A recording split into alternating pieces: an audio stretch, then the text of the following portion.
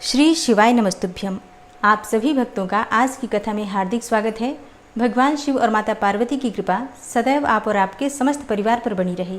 22 जुलाई 2025 आज है मंगलवार का दिन और आज कामिका एकादशी व्रत का पारण है। इसके अलावा आज भौम प्रदोष का व्रत भी है। तो एकादशी व्रत के पारण के शुभ मुहूर्त की जानकारी आपको पहले ही दी जा चुकी है और आज भौम प्रदोष व्रत है तो उसकी कथा और पूजा विधि और शुभ मुहूर्त की वीडियो भी चैनल पर अपलोड हो चुकी है, आप लोग देख सकते हैं। और अब भगवान भोलेनाथ का ध्यान करके आज की पावन कथा का प्रारंभ करते हैं। श्री सूत जी कहते हैं कि जो नित्य आनंदमय शांत निर्विकल्प निरामय अनादि अनंत शिव तत्व को जानते हैं वे परम पद को प्राप्त होते हैं। जो धीर पुरुष काम भोगों से विरक्त होकर भगवान शंकर में हेतु रहित पराभक्ति करते हैं उनका मोक्ष हो जाता है, वे संसार बंधन में नहीं पड़ते। और जो मायामय संसार में चिरकाल तक सुखपूर्वक विहार करके देहावसान होने पर मोक्ष चाहते हैं उनके लिए यह धर्म बताया गया है कि संसार में भगवान शिव की पूजा सदा ही स्वर्ग और मोक्ष का हेतु है। यदि प्रदोष आदि के गुणों से युक्त सोमवार के दिन यह पूजा की जाए तो उसका विशेष महात्म्य है। और जो केवल सोमवार को भी भगवान शंकर की पूजा करते हैं उनके लिए इहलोक और परलोक में कोई भी वस्तु दुर्लभ नहीं है। सोमवार को उपवास करके पवित्र होकर इंद्रियों को वश में रखते हुए वैदिक अथवा लौकिक मंत्रों से विधिपूर्वक भगवान शिव की पूजा करनी चाहिए। ब्रह्मचारी, गृहस्थ, कन्या, सुहागिन स्त्री अथवा विधवा कोई भी क्यों न हो, भगवान शिव की पूजा करके मनोवांछित वर पाता है, इसमें कोई संशय नहीं है। इस विषय में मैं एक कथा कहूँगा जिसको सुनकर मनुष्य मोक्ष पाते हैं और उनके मन में भगवान शिव की भक्ति होती है। आर्यावर्त में चित्रवर्मा नाम से एक प्रसिद्ध राजा थे। वे दुष्टों को दंड देने के लिए यमराज के समान समझे जाते थे। वे धर्म मर्यादाओं के रक्षक, कुमार्गगामी पुरुषों को दंड देकर राह पर लाने वाले, समस्त यज्ञों का अनुष्ठान करने वाले और शरणार्थियों की रक्षा करने में समर्थ थे। भगवान शिव और विष्णु में उनकी बड़ी भक्ति थी। राजा चित्रवर्मा ने अनेक परम पराक्रमी पुत्रों को पाकर अंत में एक सुंदर मुख वाली कन्या प्राप्त की। एक दिन राजा ने जातक के लक्षण जानने वाले श्रेष्ठ ब्राह्मणों को बुलाकर कन्या की जन्म कुंडली के अनुसार भावी फल पूछे। तब उन ब्राह्मणों में से एक बहुज्ञ विद्वान ने कहा कि हे महाराज, यह आपकी कन्या सीमंतिनी नाम से प्रसिद्ध होगी। यह भगवती उमा की भांति मांगल्यमयी, दमयंती की भांति परम सुंदरी, सरस्वती के समान सब कलाओं को जानने वाली तथा लक्ष्मी की भांति अत्यंत सद्गुणों से सुशोभित होगी। यह 10,000 वर्षों तक अपने स्वामी के साथ आनंद भोगेगी और 8 पुत्रों को जन्म देकर उत्तम सुख का उपभोग करेगी। तत्पश्चात एक दूसरे ब्राह्मण ने कहा कि यह कन्या 14वें वर्ष में विधवा हो जाएगी। यह वज्राघात के समान दारुण वचन सुनकर राजा 2 घड़ी तक तो चिंता में डूबे रहे। तदनंतर सब ब्राह्मणों को विदा करके राजा ने कहा कि सब कुछ भाग्य के अनुसार ही होता है, ऐसा समझकर चिंता छोड़ दी। अब सीमंतिनी धीरे धीरे सयानी हुई और अपनी सखी के मुख से भावी वैधव्य की बात सुनकर उसे बड़ा खेद हुआ। उसने चिंतामग्न होकर याज्ञवल्क्य मुनि की पत्नी मैत्रेयी से पूछा कि माताजी, मैं आपके चरणों की शरण में आई हूँ, मुझे सौभाग्य बढ़ाने वाले सत्कर्म का उपदेश दीजिए। तब इस प्रकार शरण में आई हुई राजकन्या से पतिव्रता मैत्रेयी ने कहा कि सुंदरी, तू शिव सहित पार्वती जी की शरण में जा और सोमवार को एकाग्रचित्त होकर स्नान और उपवास पूर्वक स्वच्छ वस्त्र धारण करके शिव और पार्वती की पूजा कर। सोमवार के दिन शिव और पार्वती की आराधना करती रहे। इससे बड़ा भारी आपत्ति पड़ने पर भी तू उससे मुक्त हो जाएगी, इसमें कोई संशय नहीं। घोर से घोर एवं भयंकर महाक्लेश में पड़कर भी शिव पूजा मत छोड़ना, इसके प्रभाव से महान भय से पार हो जाओगी। इस प्रकार सीमंतिनी को आश्वासन देकर पतिव्रता मैत्रेयी आश्रम को चली गई। राजकुमारी ने उनके कथनानुसार भगवान शिव का पूजन प्रारंभ किया। निषद देश में नल की पत्नी दमयंती के गर्भ से इंद्रसेन नामक पुत्र हुआ था और राजा इंद्रसेन के पुत्र चंद्रांगद हुए। नृप श्रेष्ठ चित्रवर्मा ने राजकुमार चंद्रांगद को बुलाकर गुरुजनों की आज्ञा से उन्हीं के साथ अपनी पुत्री सीमंतिनी का विवाह कर दिया। उस विवाह में बड़ा उत्सव हुआ था। विवाह के पश्चात चंद्रांगद कुछ काल तक तो ससुराल में ही रहे। एक दिन राजकुमार यमुना के पार जाने के लिए कुछ मित्रों के साथ नाव पर सवार हुए। भाग्यवश नाव यमुना के भंवर में मल्लाहों सहित डूब गई और यमुना के दोनों तटों पर बड़ा भारी हाहाकार मच गया। इस दुर्घटना को देखने वाले समस्त सैनिकों के विलाप से सारा आकाश मंडल गूंज उठा। डूबने वालों में से कुछ तो मर गए और कुछ ग्राहों के पेट में चले गए तथा राजकुमार आदि कुछ लोग उस महाजल में अदृश्य हो गए। अब यह समाचार सुनकर राजा चित्रवर्मा बड़े व्याकुल हुए और यमुना के किनारे आकर मूर्छित होकर गिर पड़े।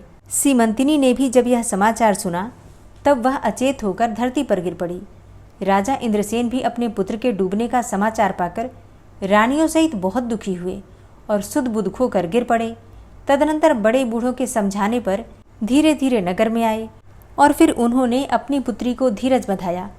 राजा चित्रवर्मा ने जल में डूबे हुए अपने दामाद का और्ध्वदैहिक कृत्य वहां आए हुए उनके बंधु बांधवों से करवाया और पतिव्रता सीमंतिनी ने चिता में बैठकर पतिलोक में जाने का विचार किया, किंतु उसके पिता ने स्नेह वसु से रोक दिया। तब वह विधवा जीवन व्यतीत करने लगी। मुनि पत्नी मैत्रेयी ने जिस शुभ सोमवार व्रत का उपदेश दिया था उसे सदाचार पारायणा सीमंतिनी ने विधवा होने पर भी नहीं छोड़ा। इस प्रकार 14वें वर्ष की आयु में अत्यंत दारुण दुख पाकर वह भगवान शिव के चरणारविंदों का चिंतन करने लगी।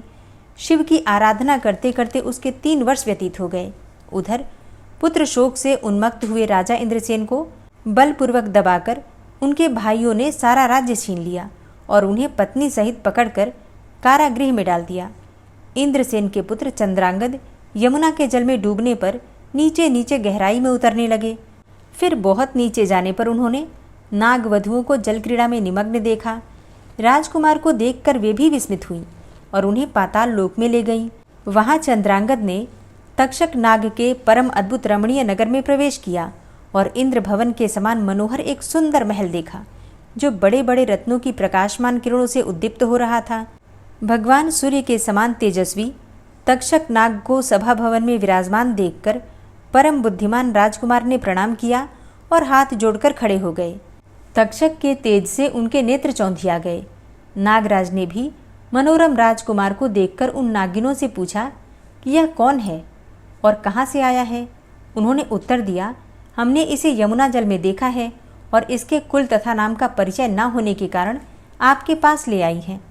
तब तक्षक ने राजकुमार से पूछा कि तुम किसके पुत्र हो, कौन हो, कौन सा तुम्हारा देश है और यहाँ पर तुम्हारा कैसे आगमन हुआ है। राजपुत्र ने कहा कि भूमंडल में निषद नाम से प्रसिद्ध एक देश है। उसके स्वामी राजा नल महायशस्वी हो गए हैं। वे पुण्य श्लोक माने जाते हैं। उनके पुत्र इंद्रसेन हुए और इंद्रसेन का पुत्र मैं हुआ। मेरा नाम चंद्रांगद है। मैं अभी नूतन विवाह करके ससुराल में ही टिका था और यमुना जी के जल में विहार करता हुआ दैव की प्रेरणा से डूब गया। ये नाग पत्नियाँ मुझे आपके पास ले आई हैं। जन्मांतर के उपार्जित पुण्यों के प्रभाव से यहाँ मैंने आपके चरणारविंदों का दर्शन किया है। आज मैं धन्य हूँ।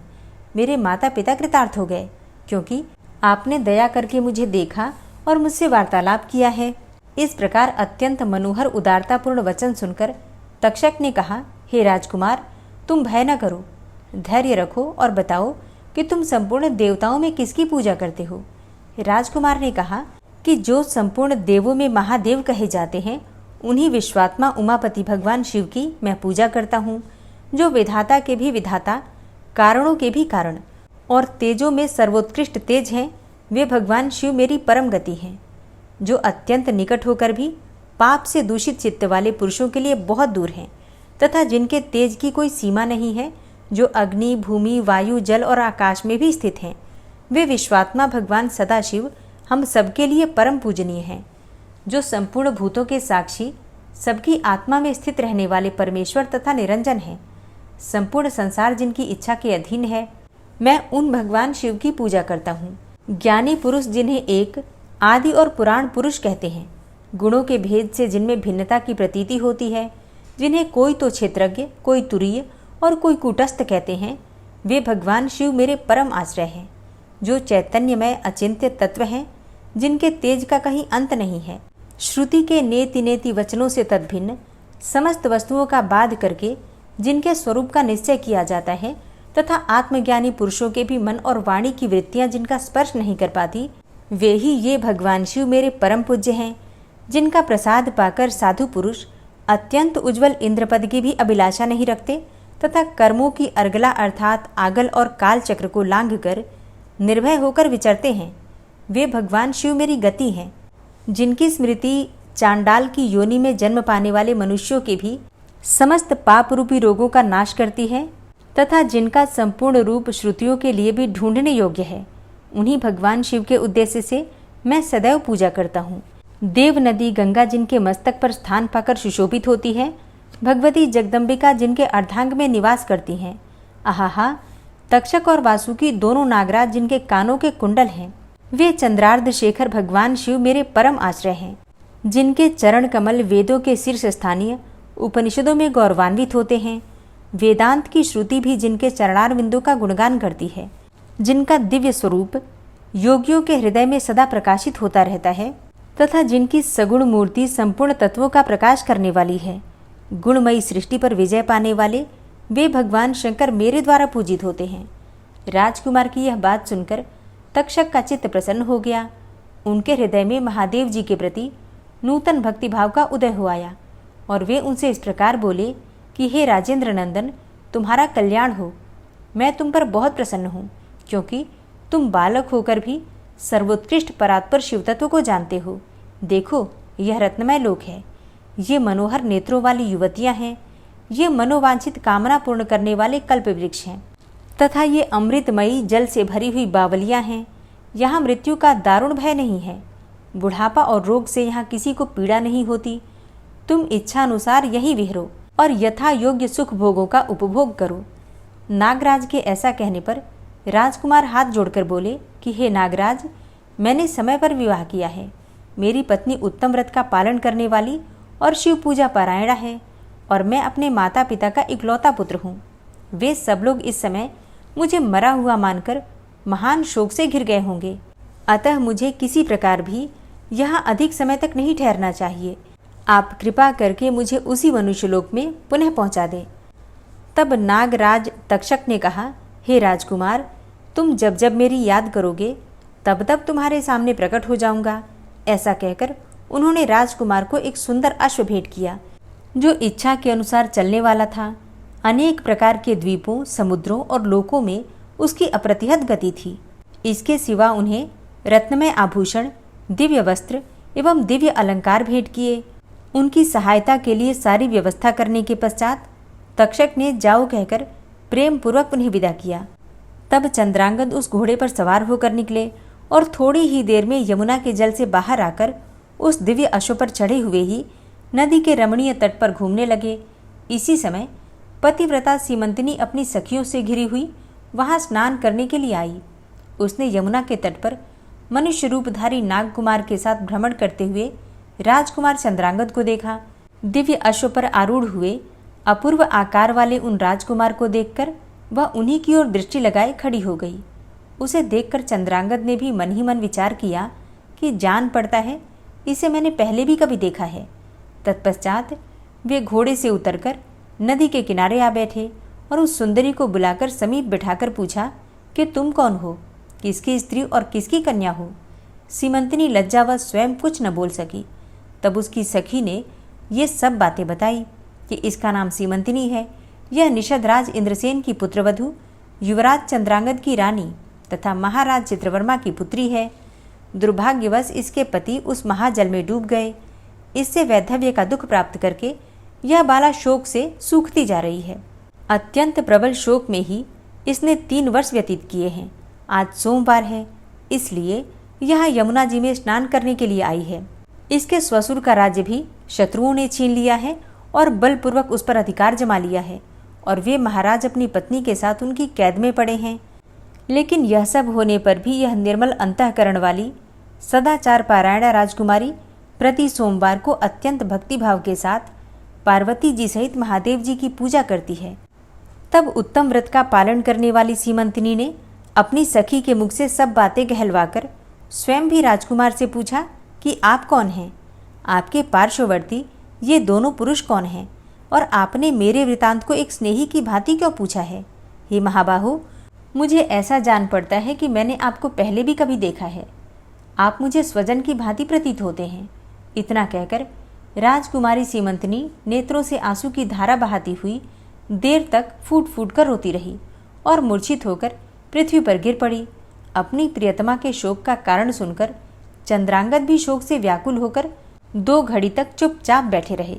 तदनंतर सीमंतिनी उठकर राजकुमार की ओर बारंबार निहारने लगी। उसने पहले देखे हुए अंग चिन्हों, स्वर आदि लक्षणों, अवस्था के प्रमाण तथा रंग रूप आदि की परीक्षा करके यह निश्चय किया कि अवश्य यही मेरे पति हैं, क्योंकि मेरा हृदय प्रेम से अधीर होकर इन्हीं में अनुरक्त हुआ है। परंतु क्या मुझे अभागिनी को अपने मरे हुए पति का दर्शन हो सकता है? यह स्वप्न है या भ्रम? अथवा मुनि पत्नी मैत्रेयी ने जो मुझे ये कहा था कि तुम भारी से भारी विपत्ति में पड़ने पर भी इस व्रत का पालन करती रहना, उसी का फल तो नहीं है? एक श्रेष्ठ ब्राह्मण ने मेरा 10,000 वर्षों का सौभाग्य बतलाया था। उन ब्राह्मण देवता का यह वचन अवश्य सत्य होगा, यह ईश्वर के बिना कौन जान सकता है। इधर प्रतिदिन मुझे मंगल सूचक शुभ शकुन दिखाई देते हैं। पार्वती देवी के प्राणनाथ भगवान शिव के प्रसन्न होने पर देहधारियों के लिए कौन सी वस्तु दुर्लभ हो सकती है? इस प्रकार भांति भांति से विचार करके उसका संदेह दूर हो गया।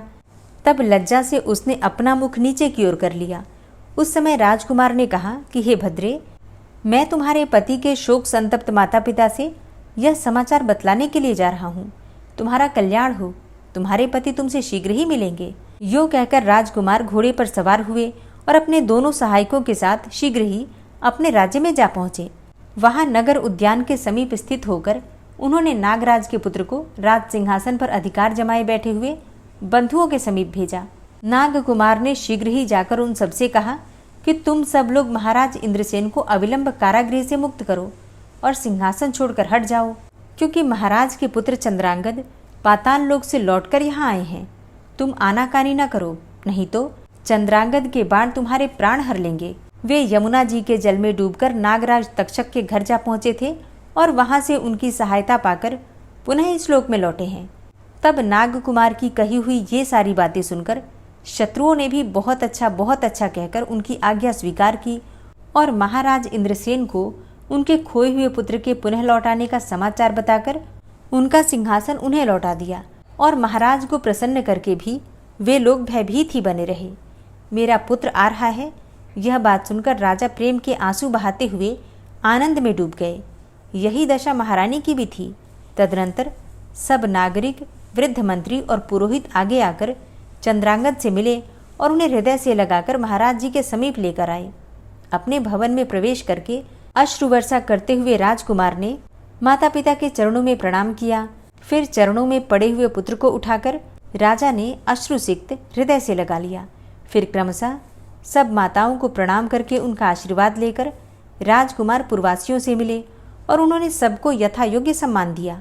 पुनः सबके साथ राजसभा में बैठकर अपना सब वृतांत पिता से निवेदन किया और नागराज तक्षक से मित्रता होने की भी बात बतलाई। राजकुमार का चरित्र देख और सुनकर राजा इंद्रसेन हर्ष से विवल हो गए और उन्होंने अपने मन में यही माना कि मेरी पुत्र वधू ने भगवान महेश्वर की आराधना करके इस अनुपम सौभाग्य का अर्जन किया है। निषधराज ने यह मंगलमयी वार्ता दूतों के द्वारा महाराज चित्रवर्मा को भी कहला दी और यह अमृतमयी वार्ता सुनकर महाराज चित्रवर्मा आनंद से विवल हो गए और बड़े वेग से उठकर उन्होंने संदेश वाहकों को उपहार में बहुत धन दिया।